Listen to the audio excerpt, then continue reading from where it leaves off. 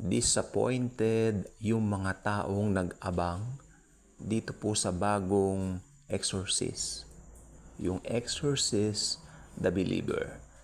Kaya po ito inabangan dahil ito po ang pelikulang naka-attach doon sa first part ng Exorcist way back 50 years ago in 1973, which made Linda Blair a big star.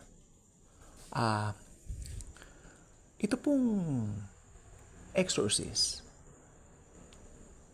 bakit po ba ito sumikat? Unang-una, dahil ito po ay true to life story. May mga sinasapian ng dyablo. Totoo po yun. Para ipakita kung sino lang yung kaya niyang sapian. Natatandaan po ba ninyo sa Bible? Ang Panginoong Jesucristo, kung may ilang ulit siyang pinalayas ng mga demonyo sa katawan ng mga tao, partikular doon sa bata, no? Na tinatanong pa nga ni Jesus, ilang taon na siyang sinasapian? Sabi ng tatay ng bata, simula sa kanyang pagkabata, Panginoon. Pero itinabuyan ng Panginoong Jesucristo at ang sabi ni Jesus, lumayo ka sa kanya o lumayas ka sa kanya, Satanas, at huwag ka nang babalik pang muli. So ito pong gusto ko pong sabihin, if you are a believer of the Lord Jesus, kailanman hindi ka pwedeng sapian ng dyablo. Yung mga unbeliever, yes. Pwede po. Kaya wag na wag kayo mag-a-assume. Halimbawa, may kasamahan kayo na nagsasabing Kristiyano siya, tapos sinapian siya, talagang napatunayan yung may sapi siya, hindi po siya talagang mananampalataya. Hindi pa niya inaccept si Jesus sapagkat ang linaw po sa 1 John chapter 4 verse 4. He who lives within us is much powerful than he who resides in the world. Siya na nakatira sa atin, sino ba yon? Si Jesus ay mas makapangyarihan kaysa doon sa nakatira sa buong sanlibutan. Si Satanas yun. Kaya gusto ko pong sabihin sa inyo, if you're a believer, huwag kang matakot. Hindi ka sasapian kailanman ng demonyo. Alam po ba ninyo ang sumasanib sa mga taong sinasapian? Legions of devils. Marami po yung nagrebelde sa Diyos, sa Panginoong Hesukristo.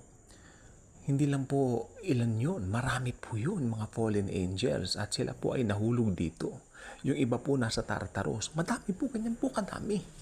Yung Tartarus po, ito po ay uri ng impyerno. Okay, tatlong klase po ang impyerno. Ulitin ko, Hades.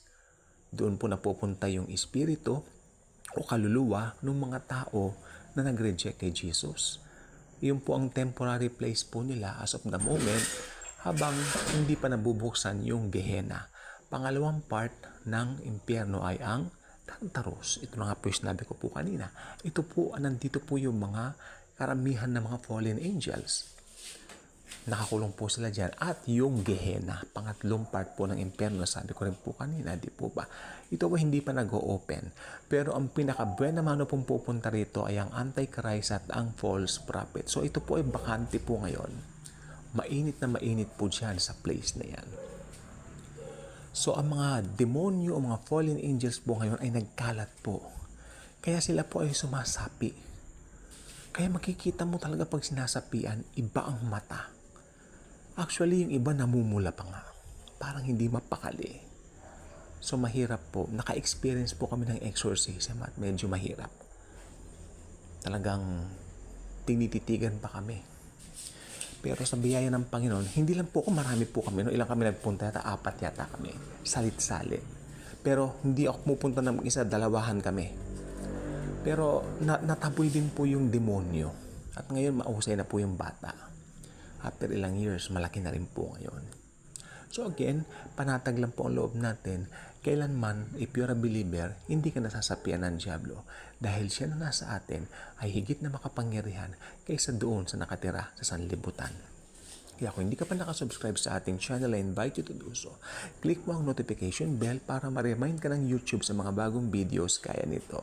I-share mo ang love ni Jesus, pagmamahal niya, pag-ibig niya at ang kanyang grace sa ibang mga tao sapagkat yan ang kailangan ng buong mundo.